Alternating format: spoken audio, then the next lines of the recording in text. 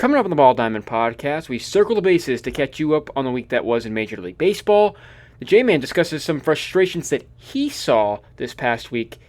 And as always, we end with our series of the week. All that and more coming up right here on the Ball Diamond podcast.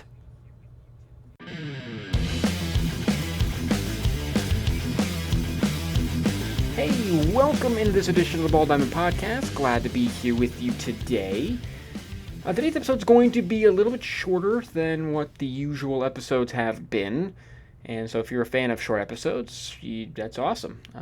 You're probably singing the praises. If you're not a fan of short episodes, I would apologize, but I'm not really going to at the same time because I started a position, full-time position, and so I've been busy kind of with that kind of stuff.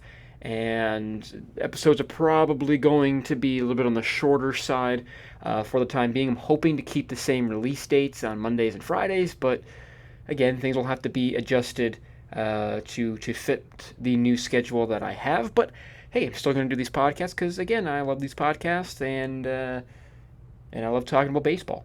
And so, we'll get into kind of some interesting things that I saw or some frustrating things that I saw a little bit later on. We'll also get into our series of the week, and we'll lead off, obviously, with Circle the Bases. But first, I'd like to remind you that you can stay connected to this podcast. There are social media pages. Facebook, Ball Diamond Podcast, both Instagram and Twitter at Ball Diamond Pod.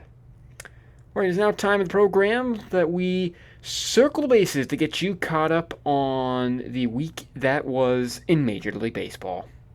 Circle the bases on the Ball Diamond Podcast.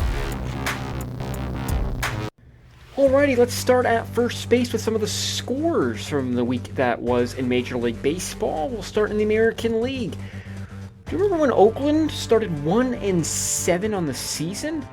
Well, they are now 14-8 after their 13-game win streak was snapped on Sunday with an 8-1 loss to Baltimore, but still a very impressive turnaround for the A's. Meanwhile, the Yankees took 3 of 4 from the Indians this past weekend. The first time in almost 2 weeks the Bombers have actually taken a series. Moving to the National League, the Diamondbacks had the Braves number on Sunday as the Snakes shut out Atlanta in both games of their doubleheader, 5-0 and 7-0 respectively. In both games, the Braves had a combined 4 batters reach base and only 1 base hit. We finished with our series of the week. It was between the Padres and the Dodgers from Los Angeles, and it was the Friars taking 3 of 4 from the reigning champs in Los Angeles. Fernando Tatis Jr. had himself a series as he hit 5 home runs in the 4 games. Second, we go to get you caught up with some of the latest news from around Major League Baseball. Blue Jays ace Hyun-Jin Ryu left Sunday's game against the Rays with a right glute injury. The LA Angels are hopeful to get both outfielder Mike Trout and third baseman Anthony Rendon back. Trout has been out since Thursday after getting hit in the elbow with a pitch, and Rendon hasn't been in the lineup since April 12th as he's dealt with a left groin strain. To third base we go to let you know who the players of the week were last week. In the American League, it was White Sox lefty Carlos Rodon who took the honors after he threw the second no-hitter of the season back on April 12th. In the National League, it was Braves outfielder Ronald Acuna Jr. As we head home, I'd tell you that there was almost another no-hitter this past weekend as 3-time World Series champ and World Series MVP Madison Bumgarner. He kind of threw a no-hitter against the Braves on Sunday in Game 2 of the Diamondbacks and Braves doubleheader. He had 7 strikeouts. He did not allow a hit, did not allow a walk. The only base runner that he allowed was by an error. Now, as great as Mad Bum's performance was, it will not be recorded as a no-hitter because the game only lasts 7 innings due to Major League Baseball's new 7-inning doubleheader rule. And that was circling the bases. Circle the Bases is brought to you by J-Man Sports, any and all things sports. Yeah, it's pretty weird. The Madison Bumgarner, he did technically, in a way, throw a no hitter, but technically didn't throw a no hitter at the same time. I I like it. I mean, I know there's a lot of general sports fans that don't because hey, they want to honor a great performance, and Madison Bumgarner's performance was epic. But Zach Gallen's performance in Game One was epic again. 5-0 and 7-0 respectively in both games. You can tell the Braves lineup has just been so inconsistent this season. The fact that the Braves only had 4 base runners in those 2 games on Sunday is just ridiculous. Gallen allowed 1 hit, had 2 walks, and obviously Madison Bumgarner didn't allow a hit, didn't allow a walk, and only allowed basically a base runner due to an error. So pretty great performance from Bumgarner, and yeah, you know what? It sucks that he's not going to get credit for a no hitter. Again, I like that rule because again, it's not a 9 inning game. It's be the same thing if a guy's throwing a no hitter and it gets all of a sudden a rain delay after 5 innings. Technically, it's called a game after 5 if there is rain delay, right? And if a guy's throwing a no hitter, he doesn't get credit for that no hitter because he only went 5 innings or 6 innings or 7 innings or whatever it may be. But the game is technically still recorded as a game. So again, I know it's the most baseball thing ever to do that. They changed the rule for the 7 inning no hitters. Guy throws a no hitter in 7 innings, shuts out the team in 7 innings, and doesn't get credit for the no hitter. It is such a baseball thing to happen, but I don't think it's outrageous. I think it's great for the sport of baseball. I think it's great for Madison Bumgarner. And hey, we've seen some pretty great pitching performances already to start this season. We've already had 2 no hitters. We've seen multiple no hitters go deep into games, 6th, 7th inning into games, and obviously we almost saw a 3rd no hitter this weekend with Madison Bumgarner. So yeah, it's a little funky that rule, but I agree with that rule, and it's just to me that again, I'm being a baseball fan, being a baseball enthusiast. I think most people would agree with that. Again, I think the general sports fan that wants to just highlight the great performance for Madison Bumgarner, that's why they're like, oh my gosh, well he should be awarded a no hitter. Yeah, like I said, if you're a baseball fan, you understand the rule. Again, it'd be the exact same thing as if it was a rain delay or if it was a rain out, and the game lasted 5 innings. And because again, after 5 innings, game can be called. You're throwing a no hitter, and all of a sudden, game gets called after 5 innings. You don't get credit for that no hitter, and it doesn't really matter what. You don't get credit for that no hitter. So, guess you got to deal with it. That wasn't the most interesting, or that wasn't the most frustrating thing that I saw this past weekend. That's kind of what I want to get into here. Again, great performance from Madison Bumgarner. But the most frustrating thing that I saw was between the Padres and the Dodgers. So I was watching Sunday Night Baseball, which that obviously was the Sunday Night Baseball game. And it was the 9th inning. So I'll paint you a pretty picture here. It was basically 2-1 in the thick of things, and then the Dodgers all of a sudden exploded, and they went up 7-1, I believe, in like the 4th inning. And then the Friars ended up coming back. They scored, I believe, 2 in the 7th, 2 in the 8th, and 2 in the 9th. They tied the game.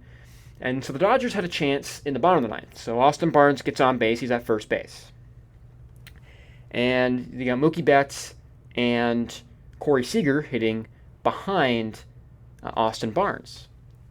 And this was the most frustrating thing that I've seen. I mean, honestly, being a Tigers fan was frustrating in itself, but we're not going to get into that. But from another team, this was possibly the most frustrating back-to-back at-bats that I've seen. So Mookie Betts has a great at-bat. I mean, he lays off a really tough outside pitch. He misses 2 cookies that, I mean, given if it were June or if it was July, those pitches would have been hit and they would have caused a lot of damage. They would have been hitting over the wall, in my opinion. So he leads off the at-bat missing those 2 pitches or fouling those 2 pitches off. Then kind of a waste pitch. I don't understand why the Padres reliever, whose name escapes me for some reason, why he threw a slider so far out of the zone. Made it 1-2. Then he came back with a 95-mile-an-hour fastball up in the zone, up and away, and Mookie Betts took it. It was a tough take. Then the next pitch was 2-2.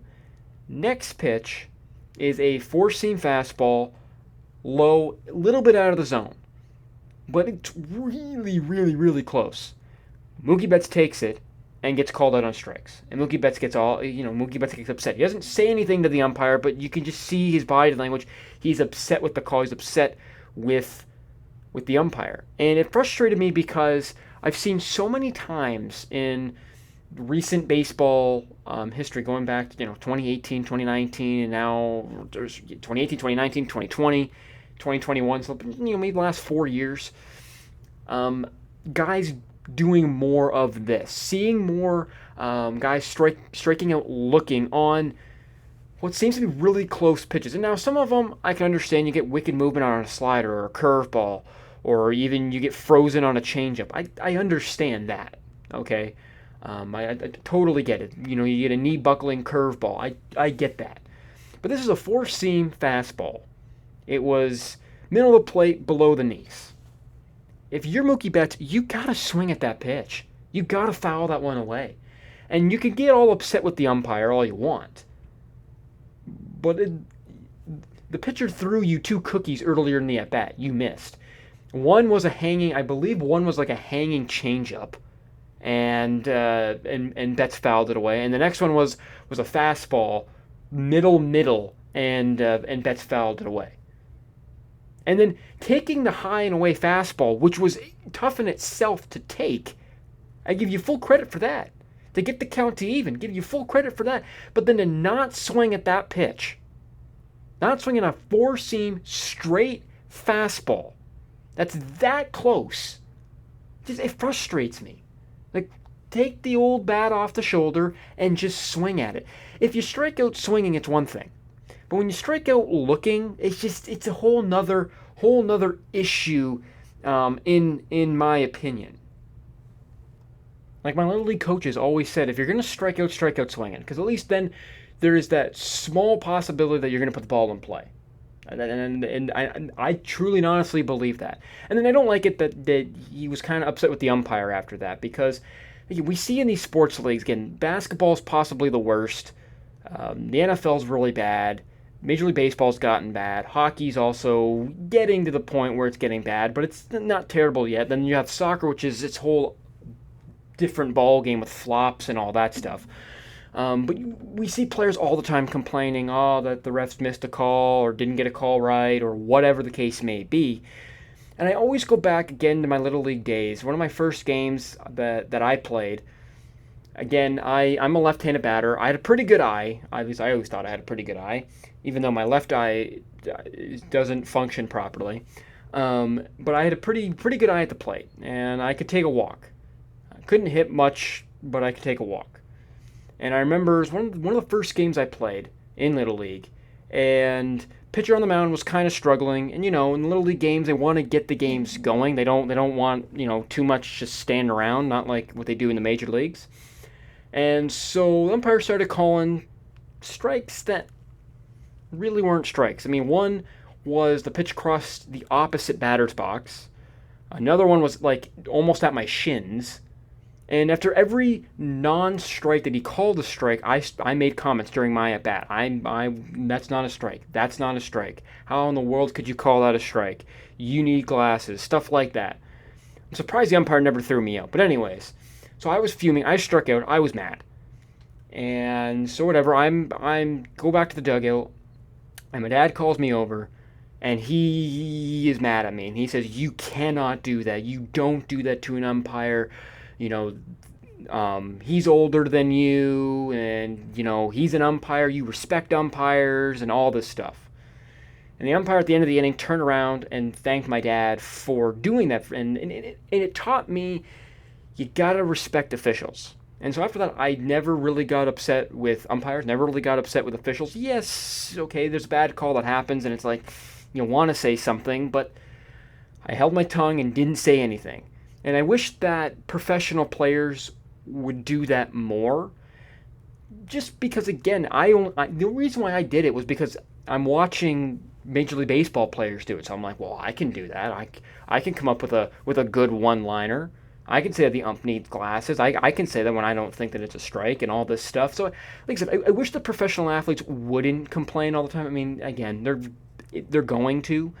It's just nature of the game, nature of their competitiveness.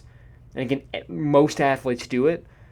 I wish that they wouldn't, and it kind of frustrates me when they do. But just the fact that he didn't swing at that pitch. It's a straight 95-mile-an-hour fastball, and you don't swing at that pitch. Frustrates me. So Mookie Betts ends up getting out. Now there's 2 outs. I don't remember if I said so. Austin Barnes ended up getting on, and I believe when Austin Barnes got on, there was nobody out.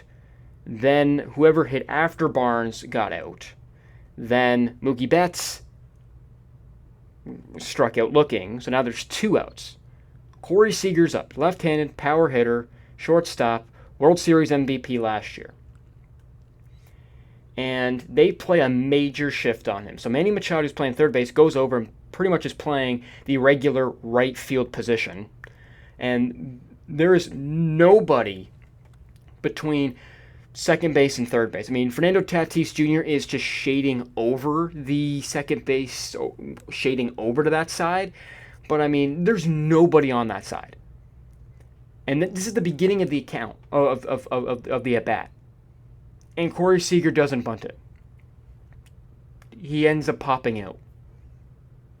And I'm sitting there and I'm watching it. And I'm like, how in the world do you not see that and just bunt it? You doesn't have to be a great bunt. All you can do is just stick your bat out.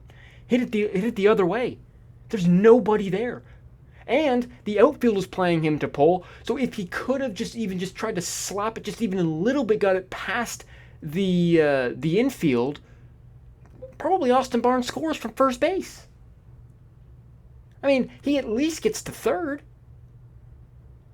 Or even at the very, very, very least gets to second base, and you keep the line moving. It's one of my pet peeves in baseball in this modern game. When they play the shift, and I understand Major League Baseball needs to abolish the shift 100%. Need to allow for more offense, just like some of these other leagues have done. So I totally think that Major League Baseball has to abolish it. But at the same time, these players could have abolished it as well, with adapting their games. Front offices could have abolished this as well, as to valuing players who can spray the ball around. They're not necessarily just hit a lot of home runs, that actually can spray the ball around. Because that is ridiculous. How in the world do you not bunt?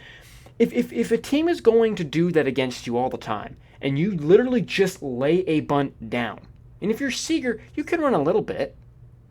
So you don't have to lay a great bunt down. You can get over to first base. You would hit over 400. Seriously. Or, guess what? Team, your opponent, would stop playing the shift against you.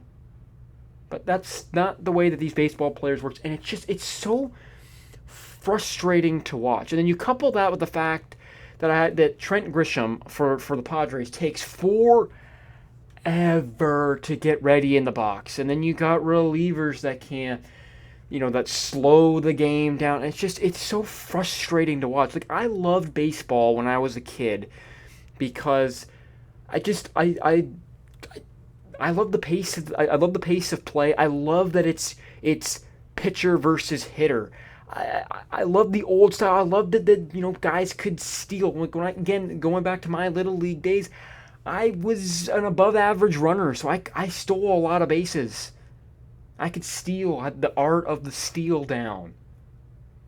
And I love the whole small ball aspect. And baseball has literally gone away, and it's gone to this extra base, home run, base to base kind of league, and I don't like it.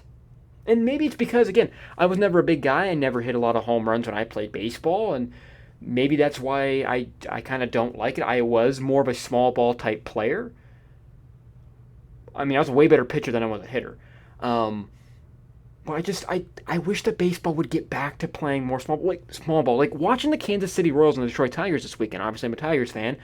Watching the Royals, for as much as I don't like Kansas City, because again, I'm a Detroit Tigers fan, and I also wasn't a huge fan of Ned Yost, but I give the Royals credit. Okay, when Ned Yost was the manager, they were the exact same way as what they are right now, and that is they're pesky, they get on base, they steal bases, they do all the little things. And that's why right now they are leading the division.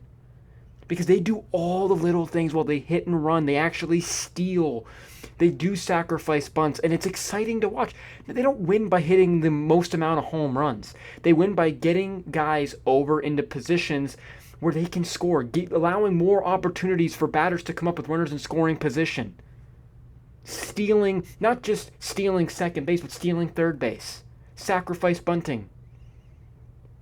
Aggressive base running on a single, going first to third. Going from second to home. Like, that's exciting to watch. And I don't like Kansas City, but I'd rather watch Kansas City play than watch my own team, the Detroit Tigers, play, because of the style that they play. It's such an older style of game, and you really learn to appreciate that. Especially in this modern day where guys are striking out 200 times, people aren't laying down bunts, there's these huge massive shifts where guys could get hits, but they just aren't willing to do it. They aren't willing to sacrifice their home run stats. They're not willing to do that. They're willing to take the risk of striking out, but not with the chance of batting over 300, close to 400, if they could just lay a bunt down. So, again, that's what I was frustrated at this past weekend. Just the constant... It wasn't just Betts, and it just wasn't Seager, but that was kind of like... That was what boiled it over, because, again, watching the Tigers and Royals, you're watching these guys, and you're like, just bunt the ball. And I'm watching the Tigers take absolutely terrible at-bats, and they're taking pitches right down the middle of the plate. They're swinging at things way out of the zone. They're taking pitches that are borderline pitches for third strikes, and it's frustrating as all get out to watch, because that's not baseball. That's not like the Dustin Pedroias, right? Like, Pedroia would be a guy that would fight in the batter's box. Where is that? You don't have very many of those guys in the league anymore, and it's just, like I said, it's a little frustrating. Little frustrating. All right, it's time to wrap up this episode by giving you the series of the week. Series of the week. So the series of the week that I picked out for this week is again having to do with the Dodgers. It's the Dodgers and the Brewers from Milwaukee. It's a 4-game weekend series from, like I said, from Milwaukee. And this is an interesting series for me because, again, the Dodgers are the number one team in baseball, the number one team in the National League. Now, the Padres just took 3 of 4 from them, but those were all fun and exciting games. Other than maybe one was kind of a dud of a game. The other 3 games were very, very exciting. But the Brewers have a great pitching staff right now. With Corbin Burnes, with Brandon Woodruff at the top of that rotation. Both of those guys are performing excellently right now. And then you've got the bullpen that the Brewers have. So I'm actually interested because of the pitching matchups that are going to be in this series. You're gonna get guys like Kershaw and Buehler and Bauer. You're gonna get those guys in this series. And then you're also going to get Burnes and you're going to get Woodruff for the Brewers. So, like I said, the Dodgers and the Brewers are my series of the week pick. I want to thank you for listening. Thank you for supporting the podcast. And don't worry, you definitely will be hearing from me soon. Thanks.